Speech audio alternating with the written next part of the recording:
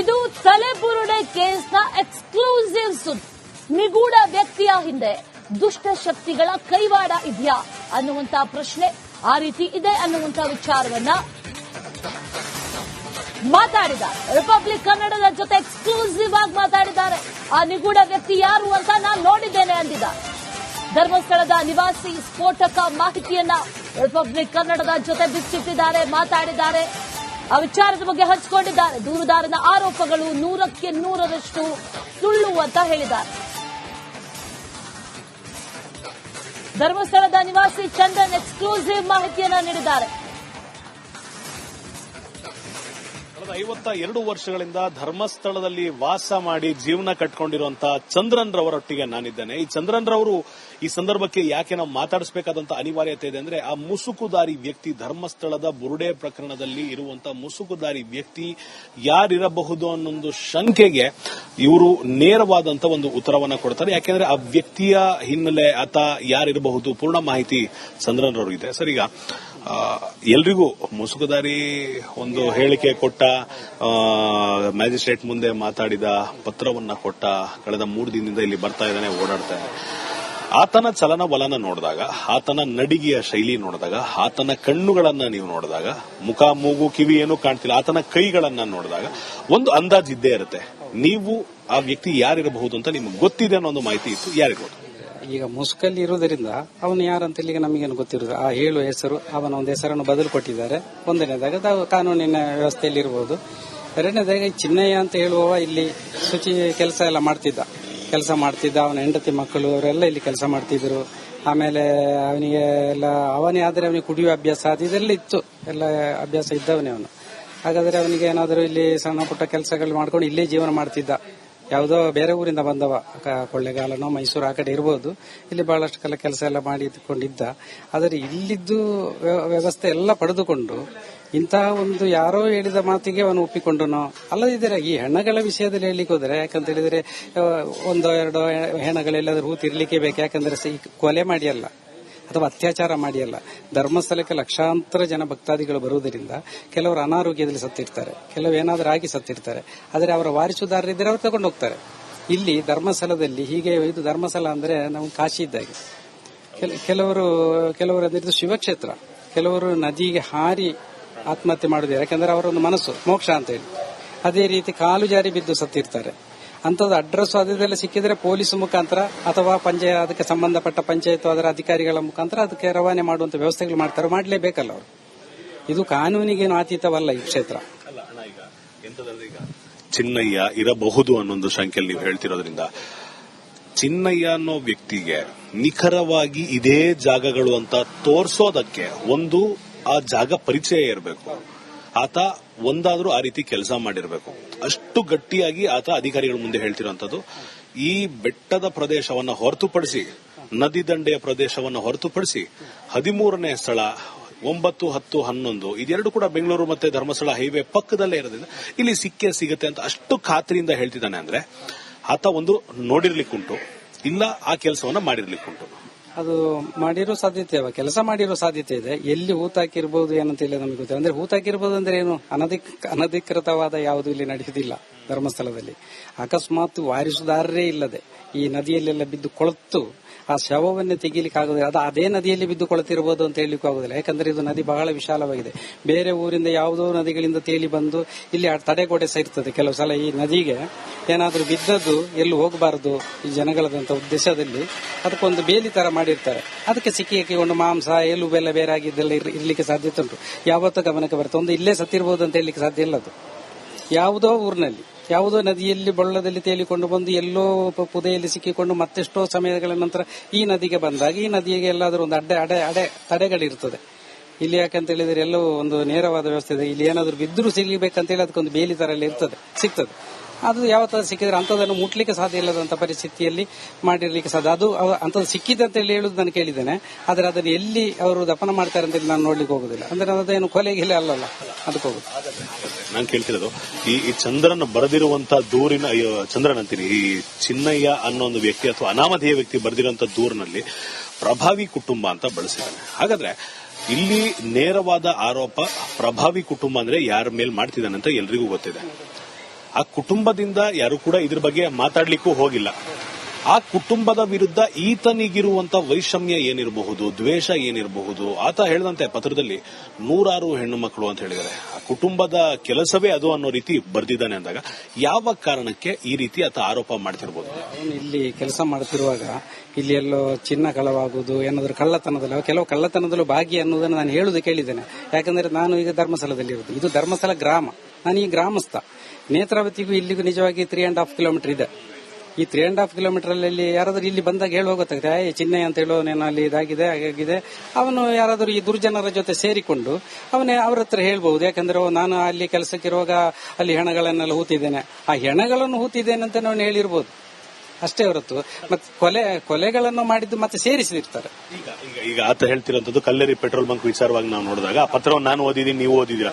ಆ ಕಲ್ಲೇರಿ petrol bunk ನಿಂದ ಸುಮಾರು 200-300 ಮೀಟರ್ ಸನಿಹದಲ್ಲಿ ಸುತ್ತಳತೆಯಲ್ಲಿ 12-15 ವರ್ಷದ ಬಾಲಕಿಯ ಮೃತದೇಹವನ್ನು ನೋಡಿದೆ. ಆಕೆಯ ಮೇಲ್ವಸ್ತ್ರ ಮಾತ್ರ ಇತ್ತು, ಇನ್ನು ಯಾವ ವಸ್ತ್ರವೂ ಇರಲಿಲ್ಲ. ಅರೆನಗ್ನಳಾಗಿದ್ದಳು. ಆತಳ ಮೈ ಮೇಲೆ ಅವಳ ಮೇಲೆ ಲೈಂಗಿಕ ದೌರ್ಜನ್ಯ ಆದಂತ ಕುರುಹುಗಳು ಕಾಣ್ತಾ ಇತ್ತು, ಕತ್ತಿಗೆ ಬಿಗಿದಿರೋದು ಕಾಣ್ತಾ ಇತ್ತು. ಅಲ್ಲೇ ಹೂಳೋದಕ್ಕೆ ಹೇಳಿದ್ರು ಅಂದ್ರೆ ದೊಡ್ಡವರು ಹೇಳಿದ್ರು ಅಂತ ಹೇಳ್ತಾರೆ. ಇದನ್ನ ಯಾವ ರೀತಿ ನೋಡ್ತೀರಾ ನೀವು? ಅದರಲ್ಲಿ ಒಂದು ಎಳ್ಳಿನಷ್ಟು ಕೂಡ ಸತ್ಯ ಇರುವುದಿಲ್ಲ. ಯಾಕಂತ ಹೇಳಿದ್ರೆ ಅಂತ 13 ವರ್ಷದ ವಯೋಮಾನದವರು ಅಲ್ಲಿ ಏನಾದರೂ ಆಗಿದ್ರೆ ನಮಗೆ ಗೊತ್ತಿರ್ತದೆ. ನಾವಿಲ್ಲೇ ಧರ್ಮಸ್ಥಳ ಸುತ್ತಮುತ್ತಲೇ ತಿರುಗಿಕೊಂಡಿರುವುದು. ಆ ರೀತಿಯ 12-13 ವರ್ಷದ ಹುಡುಗಿಗಳು ಅಸಹಜದಲ್ಲೂ ಸತ್ತದ್ದು ನನ್ನ ನೆನಪಿಗೆ ಬರುವುದಿಲ್ಲ. ಮತ್ತೆ ಬೇರೆ ಊರಿಂದ ಬಂದವರು ಸತ್ತದ್ದು ನಮ್ಮ ಗಮನಕ್ಕೆ ಬರಲ್ಲ. ಮತ್ತೆ ಅತ್ಯಾಚಾರ ಆಗಿ ಕೊಲೆ ಆಗಿದ್ದು ನಮ್ಮ ಗಮನಕ್ಕೆ ಬರುವುದಿಲ್ಲ. ಅದನ್ನು ಒಂದು ಸೃಷ್ಟಿ ಮಾಡಿದ್ದಾರೆ. ಅದರಲ್ಲಿ ಸೃಷ್ಟಿ ಈಗ ಕಲ್ಲೇರಿ ಅವ ಹೇಳಿದಂತ ಕಲ್ಲೇರಿ ಕಾಡಿನಲ್ಲಿ ಮೊದಲೆಲ್ಲ ಕಲ್ಲೇರಿ ಕಾಡಿರ್ಲಿ, ನೇತ್ರಾವತಿಯಲ್ಲಿರ್ಲಿ, ಈ ಗ್ರಾಮಸ್ಥರು ಸತ್ತರು ಕೂಡ, ಗ್ರಾಮದಲ್ಲಿ ಯಾರಾದರೂ ಹಿರಿಯ ವ್ಯಕ್ತಿ ಸತ್ತರು ಕೂಡ ಅಂತ ಜಾಗ ಎಲ್ಲಿ ಖಾಲಿ ಇದೆ ಅಂತ ಜಾಗದಲ್ಲಿ ದಫನ ಮಾಡುದು ಎಷ್ಟು. ಇದು ತಲೆಬುರುಡೆ ಕೇಸ್ನ ಎಕ್ಸ್ಕ್ಲೂಸಿವ್ ಸುದ್ದಿ. ನಿಗೂಢ ವ್ಯಕ್ತಿಯ ಹಿಂದೆ ದುಷ್ಟ ಶಕ್ತಿಗಳ ಕೈವಾಡ ಇದೆಯಾ ಅನ್ನುವಂತ ಪ್ರಶ್ನೆ ಆ ರೀತಿ ಇದೆ ಅನ್ನುವಂತ ವಿಚಾರವನ್ನ ಮಾತಾಡಿದ್ದಾರೆ. ರಿಪಬ್ಲಿಕ್ ಕನ್ನಡದ ಜೊತೆ ಎಕ್ಸ್ಕ್ಲೂಸಿವ್ ಆಗಿ ಮಾತಾಡಿದ್ದಾರೆ. ಆ ನಿಗೂಢ ವ್ಯಕ್ತಿ ಯಾರು ಅಂತ ನಾನು ನೋಡಿದ್ದೇನೆ ಅಂದಿದ್ದಾರೆ. ಧರ್ಮಸ್ಥಳದ ನಿವಾಸಿ ಸ್ಫೋಟಕ ಮಾಹಿತಿಯನ್ನ ರಿಪಬ್ಲಿಕ್ ಕನ್ನಡದ ಜೊತೆ ಬಿಚ್ಚಿಟ್ಟಿದ್ದಾರೆ, ಮಾತಾಡಿದ್ದಾರೆ. ಆ ವಿಚಾರದ ಬಗ್ಗೆ ಹಂಚಿಕೊಂಡಿದ್ದಾರೆ. ದೂರುದಾರನ ಆರೋಪಗಳು 100ಕ್ಕೆ 100ರಷ್ಟು ಸುಳ್ಳು ಅಂತ ಹೇಳಿದ್ದಾರೆ. ಧರ್ಮಸ್ಥಳದ ನಿವಾಸಿ ಚಂದನ್ ಎಕ್ಸ್ಕ್ಲೂಸಿವ್ ಮಾಹಿತಿಯನ್ನ ನೀಡಿದ್ದಾರೆ. 52 ವರ್ಷಗಳಿಂದ ಧರ್ಮಸ್ಥಳದಲ್ಲಿ ವಾಸ ಮಾಡಿ ಜೀವನ ಕಟ್ಕೊಂಡಿರುವಂತಹ ಚಂದ್ರನ್ ರವರೊಟ್ಟಿಗೆ ನಾನಿದ್ದೇನೆ. ಈ ಚಂದ್ರನ್ ರವರು ಈ ಸಂದರ್ಭಕ್ಕೆ ಯಾಕೆ ನಾವು ಮಾತಾಡಿಸಬೇಕಾದಂತ ಅನಿವಾರ್ಯತೆ ಇದೆ ಅಂದ್ರೆ, ಆ ಮುಸುಕುದಾರಿ ವ್ಯಕ್ತಿ, ಧರ್ಮಸ್ಥಳದ ಬುರುಡೆ ಪ್ರಕರಣದಲ್ಲಿ ಇರುವಂತಹ ಮುಸುಕುದಾರಿ ವ್ಯಕ್ತಿ ಯಾರಿರಬಹುದು ಅನ್ನೊಂದು ಶಂಕೆಗೆ ಇವರು ನೇರವಾದಂತ ಒಂದು ಉತ್ತರವನ್ನ ಕೊಡ್ತಾರೆ. ಯಾಕೆಂದ್ರೆ ಆ ವ್ಯಕ್ತಿಯ ಹಿನ್ನೆಲೆ, ಆತ ಯಾರಿರಬಹುದು, ಪೂರ್ಣ ಮಾಹಿತಿ ಚಂದ್ರನ್ ರವರಿಗಿದೆ. ಸರ್, ಈಗ ಎಲ್ರಿಗೂ ಮುಸುಕುದಾರಿ ಒಂದು ಹೇಳಿಕೆ ಕೊಟ್ಟ, ಮ್ಯಾಜಿಸ್ಟ್ರೇಟ್ ಮುಂದೆ ಮಾತಾಡಿದ, ಪತ್ರವನ್ನ ಕೊಟ್ಟ, ಕಳೆದ 3 ದಿನದಿಂದ ಇಲ್ಲಿ ಬರ್ತಾ ಇದ್ದಾನೆ, ಓಡಾಡ್ತಾ ಇದ್ದಾನೆ.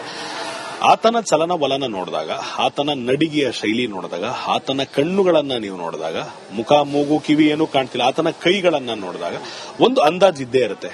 ನೀವು ಆ ವ್ಯಕ್ತಿ ಯಾರಿರಬಹುದು ಅಂತ ನಿಮ್ಗೆ ಗೊತ್ತಿದೆ ಅನ್ನೋ ಒಂದು ಮಾಹಿತಿ ಇತ್ತು, ಯಾರಿರ್ಬೋದು? ಈಗ ಮುಸ್ಕಲ್ಲಿ ಇರೋದ್ರಿಂದ ಅವನು ಯಾರಂತ ಇಲ್ಲಿಗೆ ನಮಗೇನು ಗೊತ್ತಿರೋದು. ಆ ಹೇಳುವ ಹೆಸರು, ಅವನ ಒಂದು ಹೆಸರನ್ನು ಬದಲು ಕೊಟ್ಟಿದ್ದಾರೆ. ಒಂದನೇದಾಗ ಕಾನೂನಿನ ವ್ಯವಸ್ಥೆಯಲ್ಲಿ ಇರಬಹುದು. ಎರಡನೇದಾಗ ಚಿನ್ನಯ್ಯ ಅಂತ ಹೇಳುವವ ಇಲ್ಲಿ ಶುಚಿ ಕೆಲಸ ಎಲ್ಲ ಮಾಡ್ತಿದ್ದ. ಅವನ ಹೆಂಡತಿ ಮಕ್ಕಳು ಅವರೆಲ್ಲ ಇಲ್ಲಿ ಕೆಲಸ ಮಾಡ್ತಿದ್ರು. ಆಮೇಲೆ ಅವನಿಗೆ ಎಲ್ಲ ಅವನೇ ಆದರೆ ಅವನಿಗೆ ಕುಡಿಯುವ ಅಭ್ಯಾಸ ಅದೆಲ್ಲ ಇತ್ತು, ಎಲ್ಲ ಅಭ್ಯಾಸ ಇದ್ದವನೇ ಅವನು. ಹಾಗಾದ್ರೆ ಅವನಿಗೆ ಏನಾದರೂ ಇಲ್ಲಿ ಸಣ್ಣ ಪುಟ್ಟ ಕೆಲಸಗಳು ಮಾಡ್ಕೊಂಡು ಇಲ್ಲೇ ಜೀವನ ಮಾಡ್ತಿದ್ದ. ಯಾವುದೋ ಬೇರೆ ಊರಿಂದ ಬಂದವ, ಕೊಳ್ಳೆಗಾಲನೋ ಮೈಸೂರು ಆ ಕಡೆ ಇರಬಹುದು. ಇಲ್ಲಿ ಬಹಳಷ್ಟು ಕೆಲಸ ಎಲ್ಲ ಮಾಡಿಕೊಂಡಿದ್ದ. ಆದರೆ ಇಲ್ಲಿದ್ದು ವ್ಯವಸ್ಥೆ ಎಲ್ಲ ಪಡೆದುಕೊಂಡು ಇಂತಹ ಒಂದು ಯಾರೋ ಹೇಳಿದ ಮಾತಿಗೆ ಅವನು ಒಪ್ಪಿಕೊಂಡನು. ಅಲ್ಲದಿದ್ದರೆ ಈ ಹೆಣ್ಣಗಳ ವಿಷಯದಲ್ಲಿ ಹೇಳಲಿಕ್ಕೆ ಹೋದರೆ, ಯಾಕಂತ ಹೇಳಿದ್ರೆ 1-2 ಹೆಣ್ಣಗಳೆಲ್ಲಾದ್ರೂ ಹೂತಿರ್ಲಿಕ್ಕೆ ಬೇಕು. ಯಾಕಂದ್ರೆ ಕೊಲೆ ಮಾಡಿಯಲ್ಲ ಅಥವಾ ಅತ್ಯಾಚಾರ ಮಾಡಿಯಲ್ಲ. ಧರ್ಮಸ್ಥಳಕ್ಕೆ ಲಕ್ಷಾಂತರ ಜನ ಭಕ್ತಾದಿಗಳು ಬರುವುದರಿಂದ ಕೆಲವರು ಅನಾರೋಗ್ಯದಲ್ಲಿ ಸತ್ತಿರ್ತಾರೆ, ಕೆಲವು ಏನಾದರೂ ಆಗಿ ಸತ್ತಿರ್ತಾರೆ. ಆದರೆ ಅವರ ವಾರಿಸುದಾರರಿದ್ದರೆ ಅವರು ತಗೊಂಡು ಹೋಗ್ತಾರೆ. ಇಲ್ಲಿ ಧರ್ಮಸ್ಥಳದಲ್ಲಿ ಹೀಗೆ, ಇದು ಧರ್ಮಸ್ಥಳ ಅಂದ್ರೆ ನಾವು ಕಾಶಿ ಇದ್ದಾಗೆ. ಕೆಲವರು ಅಂದ್ರೆ ಶಿವಕ್ಷೇತ್ರ. ಕೆಲವರು ನದಿಗೆ ಹಾರಿ ಆತ್ಮಹತ್ಯೆ ಮಾಡುವುದೇ, ಯಾಕಂದ್ರೆ ಅವರೊಂದು ಮನಸ್ಸು ಮೋಕ್ಷ ಅಂತ ಹೇಳಿ. ಅದೇ ರೀತಿ ಕಾಲು ಜಾರಿ ಬಿದ್ದು ಸತ್ತಿರ್ತಾರೆ. ಅಂತದ್ದು ಅಡ್ರೆಸ್ ಅದೆಲ್ಲ ಸಿಕ್ಕಿದ್ರೆ ಪೊಲೀಸ್ ಮುಖಾಂತರ ಅಥವಾ ಅದಕ್ಕೆ ಸಂಬಂಧಪಟ್ಟ ಪಂಚಾಯತ್ ಅದರ ಅಧಿಕಾರಿಗಳ ಮುಖಾಂತರ ಅದಕ್ಕೆ ರವಾನೆ ಮಾಡುವಂತ ವ್ಯವಸ್ಥೆಗಳು ಮಾಡಲೇಬೇಕಲ್ಲ ಅವರು. ಇದು ಕಾನೂನಿಗೇನು ಅತೀತವಲ್ಲ ಈ ಕ್ಷೇತ್ರ. ಎಂತಂದ್ರೆ ಈಗ ಚಿನ್ನಯ್ಯ ಇರಬಹುದು ಅನ್ನೊಂದು ಶಂಕೆಯಲ್ಲಿ ನೀವು ಹೇಳ್ತಿರೋದ್ರಿಂದ, ಚಿನ್ನಯ್ಯ ಅನ್ನೋ ವ್ಯಕ್ತಿಗೆ ನಿಖರವಾಗಿ ಇದೇ ಜಾಗಗಳು ಅಂತ ತೋರ್ಸೋದಕ್ಕೆ ಒಂದು ಆ ಜಾಗ ಪರಿಚಯ ಇರಬೇಕು. ಆತ ಒಂದಾದ್ರೂ ಆ ರೀತಿ ಕೆಲಸ ಮಾಡಿರ್ಬೇಕು. ಅಷ್ಟು ಗಟ್ಟಿಯಾಗಿ ಆತ ಅಧಿಕಾರಿಗಳ ಮುಂದೆ ಹೇಳ್ತಿರೋಂಥದ್ದು. ಈ ಬೆಟ್ಟದ ಪ್ರದೇಶವನ್ನ ಹೊರತುಪಡಿಸಿ, ನದಿ ದಂಡೆಯ ಪ್ರದೇಶವನ್ನು ಹೊರತುಪಡಿಸಿ 13ನೇ ಸ್ಥಳ 9, 10, 11 ಇದೆರಡು ಕೂಡ ಬೆಂಗಳೂರು ಮತ್ತೆ ಧರ್ಮಸ್ಥಳ ಹೈವೇ ಪಕ್ಕದಲ್ಲೇ ಇರೋದ್ರಿಂದ ಇಲ್ಲಿ ಸಿಗುತ್ತೆ ಅಂತ ಅಷ್ಟು ಖಾತ್ರಿಯಿಂದ ಹೇಳ್ತಿದ್ದಾನೆ. ಅಂದ್ರೆ ಆತ ಒಂದು ನೋಡಿರ್ಲಿಕ್ಕುಂಟು, ಇಲ್ಲ ಆ ಕೆಲಸವನ್ನ ಮಾಡಿರ್ಲಿಕ್ಕುಂಟು. ಅದು ಮಾಡಿರೋ ಸಾಧ್ಯತೆ ಇವೆ, ಕೆಲಸ ಮಾಡಿರೋ ಸಾಧ್ಯತೆ ಇದೆ. ಎಲ್ಲಿ ಹೂತಾಕಿರ್ಬೋದು ಏನಂತ ಹೇಳಿ ನಮಗೆ ಗೊತ್ತಿಲ್ಲ. ಅಂದ್ರೆ ಹೂತಾಕಿರ್ಬೋದು ಅಂದ್ರೆ ಏನು, ಅನಧಿಕೃತವಾದ ಯಾವುದು ಇಲ್ಲಿ ನಡೆಯುವುದಿಲ್ಲ ಧರ್ಮಸ್ಥಳದಲ್ಲಿ. ಅಕಸ್ಮಾತ್ ವಾರಿಸುದಾರರೇ ಇಲ್ಲದೆ ಈ ನದಿಯಲ್ಲೆಲ್ಲ ಬಿದ್ದು ಕೊಳತು ಆ ಶವವನ್ನೇ ತೆಗೀಲಿಕ್ಕೆ ಆಗುದಿಲ್ಲ. ಅದು ಅದೇ ನದಿಯಲ್ಲಿ ಬಿದ್ದು ಕೊಳತಿರಬಹುದು ಅಂತ ಹೇಳಲಿಕ್ಕೂ ಆಗುದಿಲ್ಲ. ಯಾಕಂದ್ರೆ ಇದು ನದಿ ಬಹಳ ವಿಶಾಲವಾಗಿದೆ. ಬೇರೆ ಊರಿಂದ ಯಾವುದೋ ನದಿಗಳಿಂದ ತೇಲಿ ಬಂದು ಇಲ್ಲಿ ತಡೆಗೋಡೆ ಸೇರ್ತದೆ. ಕೆಲವು ಸಲ ಈ ನದಿಗೆ ಏನಾದ್ರೂ ಬಿದ್ದದ್ದು ಎಲ್ಲೂ ಹೋಗಬಾರದು ಈ ಜನಗಳದಂತ ಉದ್ದೇಶದಲ್ಲಿ ಅದಕ್ಕೊಂದು ಬೇಲಿ ತರ ಮಾಡಿರ್ತಾರೆ. ಅದಕ್ಕೆ ಸಿಕ್ಕಿ ಹಾಕಿಕೊಂಡು ಮಾಂಸ ಎಲುಬೆಲ್ಲ ಬೇರೆ ಆಗಿದ್ದೆಲ್ಲ ಇರ್ಲಿಕ್ಕೆ ಸಾಧ್ಯತೆ ಉಂಟು. ಯಾವತ್ತೂ ಗಮನಕ್ಕೆ ಬರುತ್ತೆ. ಒಂದು ಇಲ್ಲೇ ಸತ್ತಿರಬಹುದು ಅಂತ ಹೇಳಲಿಕ್ಕೆ ಸಾಧ್ಯ ಇಲ್ಲ. ಅದು ಯಾವುದೋ ಊರಿನಲ್ಲಿ ಯಾವುದೋ ನದಿಯಲ್ಲಿ ಬೊಳ್ಳದಲ್ಲಿ ತೇಲಿಕೊಂಡು ಬಂದು ಎಲ್ಲೋ ಪುದೆಯಲ್ಲಿ ಸಿಕ್ಕಿಕೊಂಡು ಮತ್ತೆಷ್ಟೋ ಸಮಯಗಳ ನಂತರ ಈ ನದಿಗೆ ಬಂದಾಗ ಈ ನದಿಗೆ ಎಲ್ಲಾದ್ರೂ ಒಂದು ತಡೆಗಳಿರ್ತದೆ. ಇಲ್ಲಿ ಯಾಕಂತ ಹೇಳಿದ್ರೆ ಎಲ್ಲೋ ಒಂದು ನೇರವಾದ ವ್ಯವಸ್ಥೆ ಇದೆ. ಇಲ್ಲಿ ಏನಾದ್ರೂ ಬಿದ್ದರೂ ಸಿಗಬೇಕಂತ ಹೇಳಿ ಅದಕ್ಕೊಂದು ಬೇಲಿ ತರ ಎಲ್ಲ ಸಿಗ್ತದೆ. ಅದು ಯಾವತ್ತಾದ್ರೂ ಸಿಕ್ಕಿದ್ರೆ ಅಂಥದನ್ನು ಮುಟ್ಲಿಕ್ಕೆ ಸಾಧ್ಯ ಇಲ್ಲದಂತ ಪರಿಸ್ಥಿತಿಯಲ್ಲಿ ಮಾಡಿರ್ಲಿಕ್ಕೆ ಸಾಧ್ಯ. ಅದು ಅಂಥದ್ದು ಸಿಕ್ಕಿದೆ ಅಂತ ಹೇಳಿ ಹೇಳುದು ನಾನು ಕೇಳಿದ್ದೇನೆ. ಆದ್ರೆ ಅದನ್ನು ಎಲ್ಲಿ ಅವರು ದಫನ ಮಾಡ್ತಾರೆ ಅಂತ ನಾನು ನೋಡ್ಲಿಕ್ಕೆ ಹೋಗುದಿಲ್ಲ. ಅಂದ್ರೆ ಅದೇನು ಕೊಲೆಗಿಲೆ ಅಲ್ಲಲ್ಲ, ಅದಕ್ಕೆ ಹೋಗುದು. ನಾನು ಕೇಳ್ತಿರೋದು ಈ ಚಂದ್ರನ್ ಬರೆದಿರುವಂತ ದೂರಿನ, ಚಂದ್ರನ್ ಅಂತೀನಿ, ಈ ಚಿನ್ನಯ್ಯ ಅನ್ನೋ ಒಂದು ವ್ಯಕ್ತಿ ಅಥವಾ ಅನಾಮಧೇಯ ವ್ಯಕ್ತಿ ಬರೆದಿರುವಂತ ದೂರಿನಲ್ಲಿ ಪ್ರಭಾವಿ ಕುಟುಂಬ ಅಂತ ಬಳಸಿದ್ದಾನೆ. ಹಾಗಾದ್ರೆ ಇಲ್ಲಿ ನೇರವಾದ ಆರೋಪ ಪ್ರಭಾವಿ ಕುಟುಂಬ ಅಂದ್ರೆ ಯಾರ ಮೇಲೆ ಮಾಡ್ತಿದ್ದಾನೆ ಅಂತ ಎಲ್ರಿಗೂ ಗೊತ್ತಿದೆ. ಆ ಕುಟುಂಬದಿಂದ ಯಾರು ಕೂಡ ಇದ್ರ ಬಗ್ಗೆ ಮಾತಾಡ್ಲಿಕ್ಕೂ ಹೋಗಿಲ್ಲ. ಆ ಕುಟುಂಬದ ವಿರುದ್ಧ ಈತನಿಗಿರುವಂತ ವೈಷಮ್ಯ ಏನಿರಬಹುದು, ದ್ವೇಷ ಏನಿರಬಹುದು. ಆತ ಹೇಳಿದಂತೆ ಪತ್ರದಲ್ಲಿ 100 ಹೆಣ್ಣು ಮಕ್ಕಳು ಅಂತ ಹೇಳಿದ್ದಾರೆ. ಆ ಕುಟುಂಬದ ಕೆಲಸವೇ ಅದು ಅನ್ನೋ ರೀತಿ ಬರ್ದಿದ್ದಾನೆ ಅಂದಾಗ ಯಾವ ಕಾರಣಕ್ಕೆ ಈ ರೀತಿ ಆತ ಆರೋಪ ಮಾಡ್ತಿರ್ಬೋದು? ಇಲ್ಲಿ ಕೆಲಸ ಮಾಡ್ತಿರುವಾಗ ಇಲ್ಲಿ ಎಲ್ಲೋ ಚಿನ್ನ ಕಳವಾಗುವುದು, ಏನಾದ್ರೂ ಕಳ್ಳತನದಲ್ಲ, ಕೆಲವು ಕಳ್ಳತನದಲ್ಲೂ ಭಾಗಿ ಅನ್ನೋದನ್ನು ನಾನು ಹೇಳುದು ಕೇಳಿದ್ದೇನೆ. ಯಾಕಂದ್ರೆ ನಾನು ಈಗ ಧರ್ಮಸ್ಥಳದಲ್ಲಿ ಇರುವುದು. ಇದು ಧರ್ಮಸ್ಥಳ ಗ್ರಾಮ, ನಾನು ಈ ಗ್ರಾಮಸ್ಥ. ನೇತ್ರಾವತಿಗೂ ಇಲ್ಲಿಗೂ ನಿಜವಾಗಿ 3.5 ಕಿಲೋಮೀಟರ್ ಇದೆ. ಈ 3.5 ಕಿಲೋಮೀಟರ್ ಅಲ್ಲಿ ಯಾರಾದ್ರೂ ಇಲ್ಲಿ ಬಂದಾಗ ಹೇಳುವಾಗ ಗೊತ್ತಾಗುತ್ತೆ, ಚಿನ್ನಯ್ಯ ಅಂತ ಹೇಳೋನೇನೋ ಅಲ್ಲಿ ಇದಾಗಿದೆ ಹಾಗಾಗಿದೆ. ಅವನು ಯಾರಾದ್ರೂ ಈ ದುರ್ಜನರ ಜೊತೆ ಸೇರಿಕೊಂಡು ಅವನೇ ಅವ್ರ ಹತ್ರ ಹೇಳ್ಬಹುದು. ಯಾಕಂದ್ರೆ ನಾನು ಅಲ್ಲಿ ಕೆಲಸಕ್ಕಿರುವಾಗ ಅಲ್ಲಿ ಹೆಣಗಳನ್ನೆಲ್ಲ ಹೂತಿದ್ದೇನೆ, ಆ ಹೆಣಗಳನ್ನು ಹೂತಿದ್ದೇನೆ ಅಂತ ನಾನು ಹೇಳಿರ್ಬೋದು ಅಷ್ಟೇ ಹೊರತು ಮತ್ತೆ ಕೊಲೆಗಳನ್ನು ಮಾಡಿದ್ದು ಮತ್ತೆ ಸೇರಿಸಿರ್ತಾರೆ. ಈಗ ಆತ ಹೇಳ್ತಿರೋದು ಕಲ್ಲೇರಿ ಪೆಟ್ರೋಲ್ ಬಂಕ್ ವಿಚಾರವಾಗಿ ನಾವು ನೋಡಿದಾಗ ಆ ಪತ್ರವನ್ನು ನಾನು ಓದಿದ್ದೀನಿ, ನೀವು ಓದಿದ್ದೀರಾ. ಆ ಕಲ್ಲೇರಿ ಪೆಟ್ರೋಲ್ ಬಂಕ್ ನಿಂದ ಸುಮಾರು 200 ರಿಂದ 300 ಮೀಟರ್ ಸನಿಹದಲ್ಲಿ ಸುತ್ತಳತೆಯಲ್ಲಿ 12 ರಿಂದ 15 ವರ್ಷದ ಬಾಲಕಿಯ ಮೃತದೇಹವನ್ನು ನೋಡಿದೆ. ಆಕೆಯ ಮೇಲ್ವಸ್ತ್ರ ಮಾತ್ರ ಇತ್ತು, ಇನ್ನು ಯಾವ ವಸ್ತ್ರವೂ ಇರಲಿಲ್ಲ. ಅರೆನಗ್ನಳಾಗಿದ್ದಳು. ಆತಳ ಮೈ ಮೇಲೆ ಅವಳ ಮೇಲೆ ಲೈಂಗಿಕ ದೌರ್ಜನ್ಯ ಆದಂತ ಕುರುಹುಗಳು ಕಾಣ್ತಾ ಇತ್ತು, ಕತ್ತಿಗೆ ಬಿಗಿದಿರೋದು ಕಾಣ್ತಾ ಇತ್ತು. ಅಲ್ಲೇ ಹೂಡೋದಕ್ಕೆ ಹೇಳಿದ್ರು, ಅಂದ್ರೆ ದೊಡ್ಡವರು ಹೇಳಿದ್ರು ಅಂತ ಹೇಳ್ತಾರೆ. ಇದನ್ನ ಯಾವ ರೀತಿ ನೋಡ್ತೀರಾ ನೀವು? ಅದರಲ್ಲಿ ಒಂದು ಎಳ್ಳಿನಷ್ಟು ಕೂಡ ಸತ್ಯ ಇರುವುದಿಲ್ಲ. ಯಾಕಂತ ಹೇಳಿದ್ರೆ ಅಂತ 13 ವರ್ಷದ ವಯೋಮಾನದವರು ಅಲ್ಲಿ ಏನಾದರೂ ಆಗಿದ್ರೆ ನಮಗೆ ಗೊತ್ತಿರ್ತದೆ. ನಾವಿಲ್ಲೇ ಧರ್ಮಸ್ಥಳ ಸುತ್ತಮುತ್ತಲೇ ತಿರುಗಿಕೊಂಡಿರುವುದು. ಆ ರೀತಿಯ 12-13 ವರ್ಷದ ಹುಡುಗಿಗಳು ಅಸಹಜದಲ್ಲೂ ಸತ್ತದ್ದು ನನ್ನ ನೆನಪಿಗೆ ಬರುವುದಿಲ್ಲ. ಮತ್ತೆ ಬೇರೆ ಊರಿಂದ ಬಂದವರು ಸತ್ತದ್ದು ನಮ್ಮ ಗಮನಕ್ಕೆ ಬರಲ್ಲ. ಮತ್ತೆ ಅತ್ಯಾಚಾರ ಆಗಿ ಕೊಲೆ ಆಗಿದ್ದು ನಮ್ಮ ಗಮನಕ್ಕೆ ಬರುವುದಿಲ್ಲ. ಅದನ್ನು ಒಂದು ಸೃಷ್ಟಿ ಮಾಡಿದ್ದಾರೆ. ಅದರಲ್ಲಿ ಸೃಷ್ಟಿ ಈಗ ಕಲ್ಲೇರಿ ಅವ ಹೇಳಿದಂತ ಕಲ್ಲೇರಿ ಕಾಡಿನಲ್ಲಿ ಮೊದಲೆಲ್ಲ ಕಲ್ಲೇರಿ ಕಾಡಿರ್ಲಿ, ನೇತ್ರಾವತಿಯಲ್ಲಿರ್ಲಿ, ಈ ಗ್ರಾಮಸ್ಥರು ಸತ್ತರು ಕೂಡ, ಗ್ರಾಮದಲ್ಲಿ ಯಾರಾದರೂ ಹಿರಿಯ ವ್ಯಕ್ತಿ ಸತ್ತರು ಕೂಡ ಅಂತ ಜಾಗ ಎಲ್ಲಿ ಖಾಲಿ ಇದೆ ಅಂತ ಜಾಗದಲ್ಲಿ ದಫನ ಮಾಡು ಎಷ್ಟು